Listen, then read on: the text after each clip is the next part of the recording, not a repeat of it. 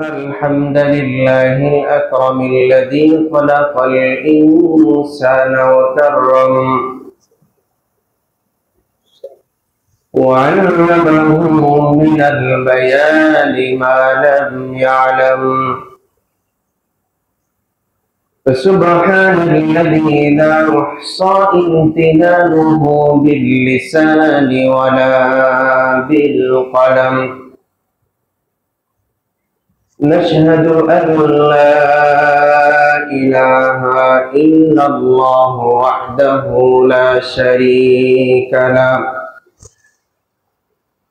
الذي لا ضد له ولا ند له ولا مثيل له،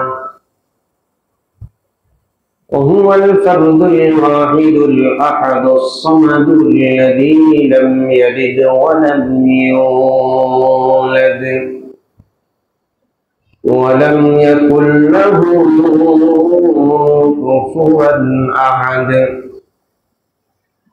نشهد أن سيدنا وسندنا وحبيبنا وطبيبنا وطبيب قلوبنا وأرواحنا ومولانا محمدا عبد الله ورسوله الذي أرسله الله تعالى إلى كافة للناس بشيرا ونذيرا وداعيا إلى الله بإذنه وسراجا وقمرا منيرا. أما بعد فقد قال الله تعالى في كلامه المجيد والفرقان الحميد: أعوذ بالله من الشيطان الرجيم. بسم الله الرحمن الرحيم. وأنفقوا مما رزقناكم من قبل أن يأتي أحدكم الموت فيقول رب لولا أخرتني إلى أجل قريب فأصدق وأكن من الصالحين. صدق الله مولانا العظيم. وقال تعالى في شان حبيبه ومحبوبه آمرا ومخبرا: إن الله وملائكته يصلون على النبي يا أيها الذين آمنوا صلوا عليه وسلموا تسليما. اللهم صل على محمد وعلى آل محمد كما صليت على إبراهيم وعلى آل إبراهيم إنك حميد مجيد. اللهم بارك على محمد وعلى آل محمد كما باركت على إبراهيم وعلى آل إبراهيم إنك حميد مجيد. الحمد لله. সম্মানিত মুসলিম کرام, আল্লাহ সুবহানাহু ওয়া তাআলার দরবারে অগণিত শুকরিয়া আদায় করছি যে রব্বুল ইজ্জাত ওয়াল জালাল আমাদেরকে তিনার প্রিয় বান্দা হিসেবে কবুল করে জুমার সালাত আদায়ের উদ্দেশ্যে মসজিদে আসার তৌফিক দান করেছেন। সকলেই কালিমাতুশ শুকর আদায় করছি আলহামদুলিল্লাহ। এই বছর রমাদানের আজকে শেষ জুমা, চতুর্থ জুমা। আজকের দিনের গুরুত্ব ফজিলত অত্যন্ত বেশি। রমাদানের প্রত্যেকটা দিনের গুরুত্ব, একই সাথে জুমার দিনের ফজিলত।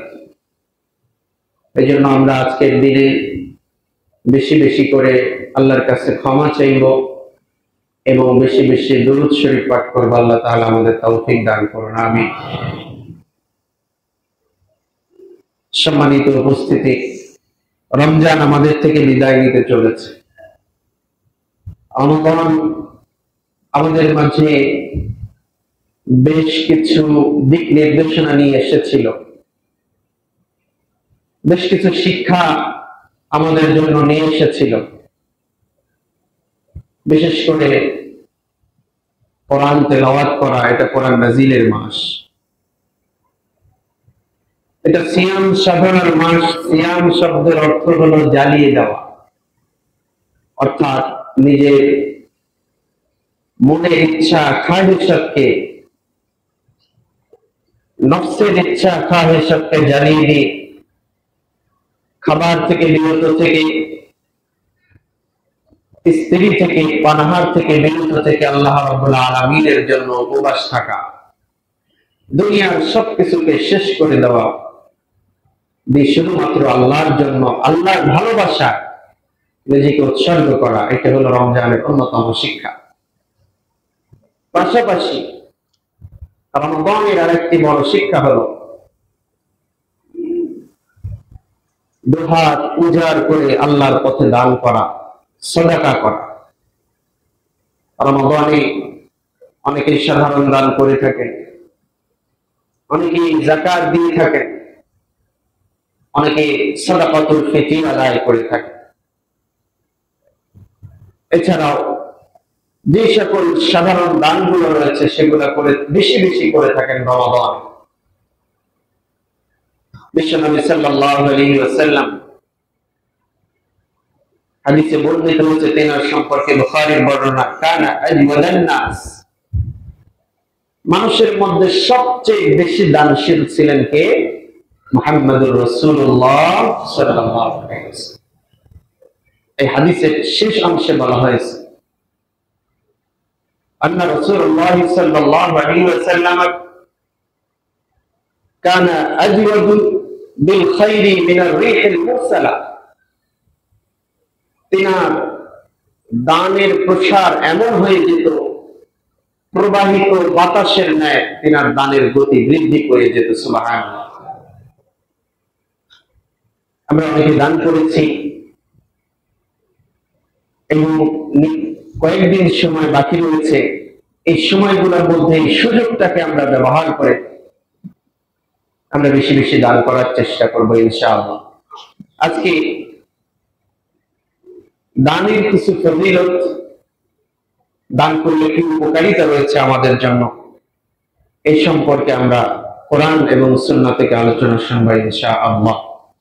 আল্লাহ রাব্বুল আলামিন আমাকে কোরআন সুন্নাহর সহি কথাগুলো বর্ণনা করার তৌফিক দান করুন, আমিন।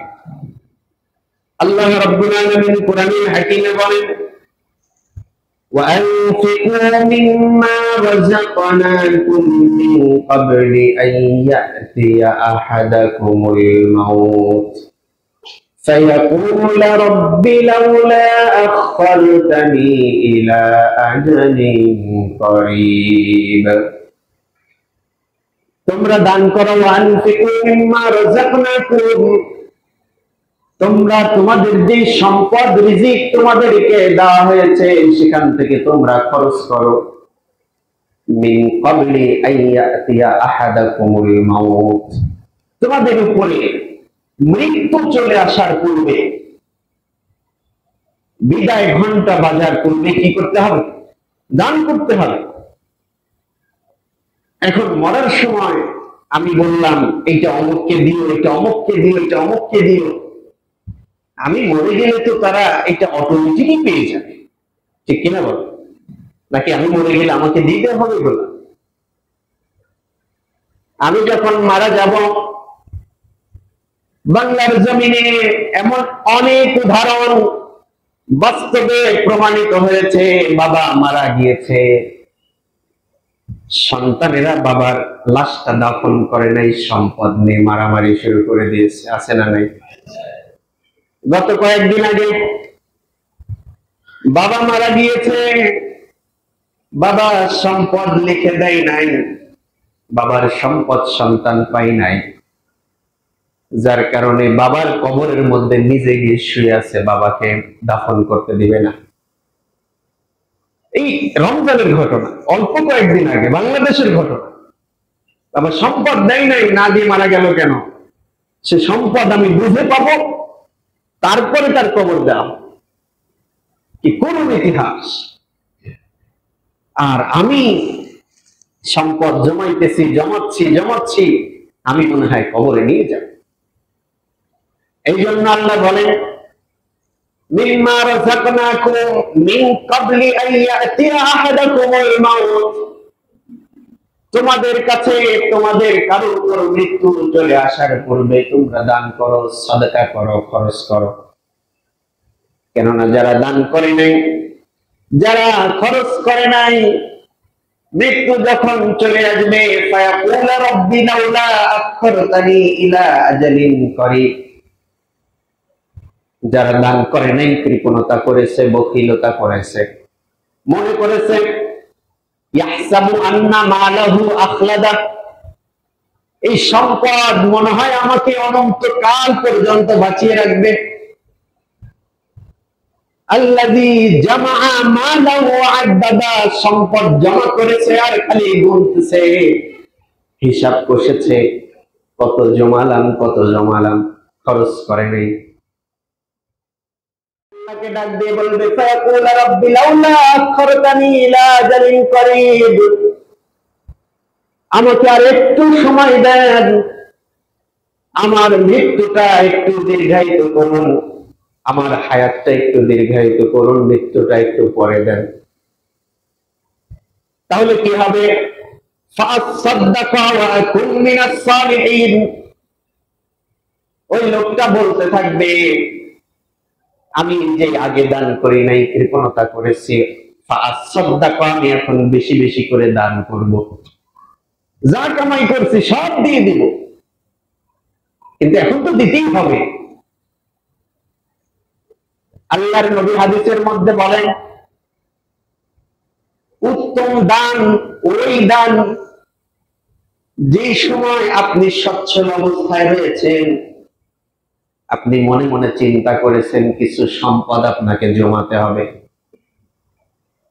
কিছু সম্পদ আপনাকে জমাতে হবে, এরকম চিন্তা ভাবনা আপনার হচ্ছে, আপনি ঋণমুক্ত হয়েছেন, আপনার কোনো বিপদ আপদ নাই, বালা মুসিবত নাই, সুস্থ শরীরে আছেন, সম্পদ কিছু কিছু জমাচ্ছেন, এই সময়ের দানটা হলো আল্লাহর কাছে প্রিয় দান। সুবহানাল্লাহ।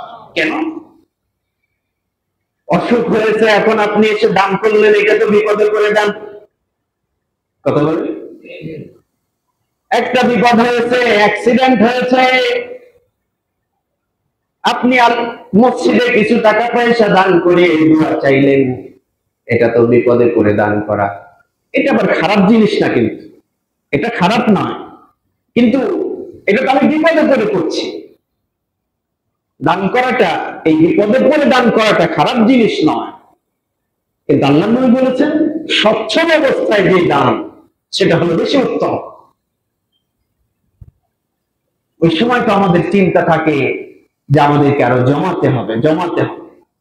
এই সময় আল্লাহর রাস্তায় ব্যয় করা, সচ্ছল অসচ্ছল অবস্থায়, উভয় অবস্থায় দান করা, এটা মুত্তাকিদের গুণাবলী। কাদের গুণাবলী? মুত্তাকিদের।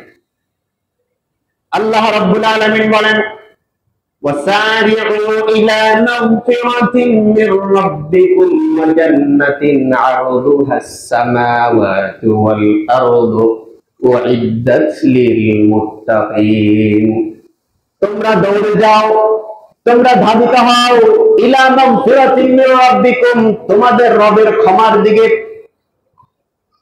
এবং ওই জান্নাতের দিকে তোমরা ধাবিত হও যে জান্নাত আল্লাহ রাব্বুল আলামিন সৃষ্টি করেছেন, যার প্রশস্ততা আসমান এবং জমিনের মতো। আর এই জান্নাত আল্লাহ রাব্বুল আলামিন সৃষ্টি করেছেন কাদের জন্য? উইদ্দাত লিল মুত্তাকিন। রাব্বুল আলামিন বলেন আমি এটা বানিয়েছি কাদের জন্য? মুত্তাকিদের জন্য। মুত্তাকি কারা? তাদের গুণ বর্ণনা করতে গিয়ে আল্লাহ রাব্বুল আলামিন বলেন আল্লাযীনা ইউনফিকুনা ফিস সাররাই ওয়াদ-দাররাই ওয়াল কাযিমিনাল গায়যা ওয়াল আফিনা আনিন নাস। মুত্তাকিদের তিনটা গুণাবলী এখানে বলা হয়েছে। এক নম্বরে আল্লাযীনা ইউনফিকুনা ফিস সাররাই ওয়াদ-দাররা, যারা সচ্ছল অবস্থায় দান করে, খরচ করে, অসচ্ছল অবস্থাতেও খরচ করে। দুই নম্বর হলো ওয়াল কাযিমিনাল গায়যা, যারা নিজেদের ক্রোধকে নিয়ন্ত্রণ করে, রাগকে নিয়ন্ত্রণ করে। ওয়াল আফিনা আনিন নাস, আর তিন নম্বরে হলো যারা মানুষকে ক্ষমা করে দেয়। এরা কারা? এরা হলো মুত্তাকি। তাহলে যারা সচ্ছল এবং অসচ্ছল অবস্থায় দান করে তাদের জন্য আল্লাহ রাব্বুল আলামিন কি তৈরি করে রেখেছেন? জান্নাত তৈরি করে রেখেছেন। সুবহানাল্লাহ। দানের অনেক ফজিলত রয়েছে। আমরা কিছু ফজিলত, দানের কিছু ফজিলত সম্পর্কে আমরা জানি। এক নম্বরে আল্লাহর নবী সাল্লাল্লাহু আলাইহি ওয়াসাল্লাম বলেন সিলাতুল বিররি তাজিদু ফিল উমরি সাদাকাতুস সিররি তুকফাউ গাদাবুর রাব্বি। সিলাতুল বিররি, আত্মীয়তার সম্পর্ক বুঝিয়ে রাখা। কি বুঝিয়ে রাখা? আত্মীয়তার সম্পর্ক, রক্তের সম্পর্কগুলো, তাদের খোঁজ খবর রাখা, বিপদে আপদে সহযোগিতা করা, মাঝে মাঝে তাদের সঙ্গে সাক্ষাৎ করতে যাওয়া, আত্মীয়দের সঙ্গে। আমাদের বর্তমান আত্মীয়তা সম্পর্ক বিবেচনা করা হয় সম্পদ দেখে, ঠিক কিনা বলে? যার যত সম্পদ বেশি সেখানে আমরা তেল মারি বেশি, যার মাথায় তেল আছে আমরা আবার সেখানে গিয়ে তেল খাই। এইটা হলো আমাদের অবস্থা। যদি দূর সম্পর্কের মামাতো ভাইয়ের, খালাতো ভাইয়ের, চাচাতো ভাই, দূর সম্পর্ক আত্মীয় যদি ধনী হয়, তারপরে আমরা বড় করে পরিচয় দেই, অমুকে আমার অমুকের অমুক হয়। কিন্তু যদি নিজের বোনটা গরিব হয়, নিজের বোন ভগ্নিপতির পরিচয় দিতে পারে না। এমন আছে না নাই? আত্মীয়তা সম্পর্ক বুঝিয়ে রাখলে আল্লাহ নবী বলেছেন তাজিদু ফিল উমর, আপনার হায়াত বৃদ্ধি করে দিবেন কে? হায়াত বৃদ্ধি হওয়া এত সহজ বিষয় নয়। মানুষের হায়াত বেড়ে যাওয়া এটা সহজ বিষয় নয়। কারণ মানুষের হায়াত মওত নির্ধারিত কার পক্ষ থেকে?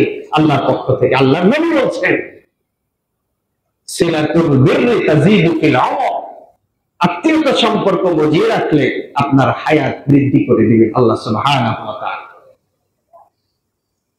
বা এই হাদিসের শেষ অংশে আল্লাহর নবী বলেন ওয়া সাদাকাতুস সিররি, গোপনে দান করা, তুকফাউ গাদাবুর রাব্বি, আল্লাহ রাব্বুল আলামিনের রাগ, ক্রোধকে আল্লাহ তাআলা এই দানের মাধ্যমে আল্লাহ তাআলার রাগ কমে যায়। সুবহানাল্লাহ। কোন একটা বিপদ, আপনি অন্যায় করেছেন, গুনাহ করেছেন, অপরাধ করেছেন, আল্লাহ রাব্বুল আলামিন আপনার উপর রাগান্বিত হয়েছে, আপনি তখন দান করে দেন। আল্লাহর নবী বলেছেন ওই দান করার কারণে আল্লাহ রাব্বুল আলামিন আপনার উপরে যে রাগটা করেছিলেন সেই রাগটা চলে যাবে। সুবহানাল্লাহ। তাহলে দান করলে আল্লাহ যে আপনার উপর রাগ করেছিল রাগটা চলে যাবে। এজন্য আমাদেরকে দান করতে হবে।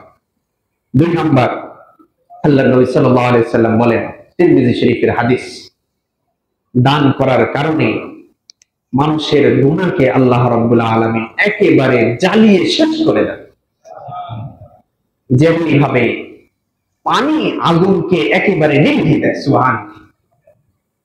তাহলে দান করার কারণে তিরমিজি শরীফের বর্ণনা, আল্লাহর নবী সাল্লাল্লাহু আলাইহি ওয়াসাল্লাম বলেন আস-সাদাকাতু তুতফাউল খাতিআ কামা তুতফাউল মা'আন নার। আল্লাহর নবী বলেছেন, দান করার কারণে গুনাহ এমন ভাবে মিটে যায়, ধুয়ে মুছে একেবারে সাফ হয়ে যায়, যেমনি ভাবে পানির দ্বারা আগুনকে নিয়ন্ত্রণ করা হয়, নিভিয়ে ফেলা হয়, যেখানে আর আগুনের কোনো চিহ্ন থাকে না। আল্লাহ রাব্বুল আলামিন দান করার কারণে ওই ব্যক্তির জীবনের এইভাবে সকল গুনাহকে মাফ করে দেন। সুবহানাল্লাহ। 3 নাম্বার, কবরে মানুষকে যখন কবরে রাখা হয়, কবরে রাখার পরে সে যদি বদকার হয়, তাহলে কিন্তু তার কবরটা, আল্লাহ নবী বলেছেন, আল কবরু রাওদাতুন মিন রিয়াদিল জান্নাহ আও হুফরাতুন মিন হুফারিন নার। কবর একটা জান্নাতের বাগান অথবা জাহান্নামের একটা গর্ত। কবরে রাখার পরে তো জাহান্নামে চলে যাবে না, কিন্তু জাহান্নামের একটা শাস্তির একটা অংশ তার কবরের মধ্যে আসতে থাকবে। আল্লাহর নবী সাল্লাল্লাহু আলাইহি ওয়াসাল্লাম বলেন, যে ব্যক্তি নাকি দুনিয়াতে দান করবে, কবরে রাখার পরে যদি জাহান্নাম থেকে, জাহান্নামের উত্তপ্ত হাওয়া যদি, আগুনের হাওয়া যদি তার কবরের দিকে আসতে থাকে, দুনিয়াতে সে যে দান করেছিল অথবা কবরবাসীর জন্য যে দানটা করা হয়, আল্লাহ রাব্বুল আলামিন এই দানের বিনিময়ে ওই কবরের আযাব থেকে তাকে আল্লাহ তাআলা হেফাজত করেন। সুবহানাল্লাহ। আমাদের সবার তো কবরে যেতে হবে নাকি? আমরা ঘরে ঠান্ডা আবহাওয়ার জন্য ফ্যান লাগাই, এসি লাগাই, কবরে ঠান্ডা আবহাওয়া দরকার আছে না নাই? জাহান্নাম থেকে যখন তপ্ত হাওয়া আসবে, আপনার এই দানগুলো এই জাহান্নামের হাওয়াকে প্রতিহত করবে, বাধা নেই। এই জন্য আমাদেরকে দান করতে হবে। 4 নাম্বার, কিয়ামতের ময়দানে আরশে আজিমের আল্লাহ রাব্বুল আলামিনের ছায়া ব্যতীত আর কোনো ছায়া সেখানে থাকবে না। আমরা একটু চিন্তা করি, মরুভূমির মধ্যে যেখানে হাজার হাজার কিলোমিটার পর্যন্ত কোনো ঘরবাড়ি নাই, গাছপালা নেই, মানুষ নেই, কোনো ছায়ার ব্যবস্থা নেই, এমন অবস্থায় আপনি রয়েছেন, সেখানে আপনি যদি ছায়া না পান, আপনি যদি পানি না পান, আপনার মৃত্যু হয়ে যেতে পারে। সেখানকার যে তাপমাত্রা,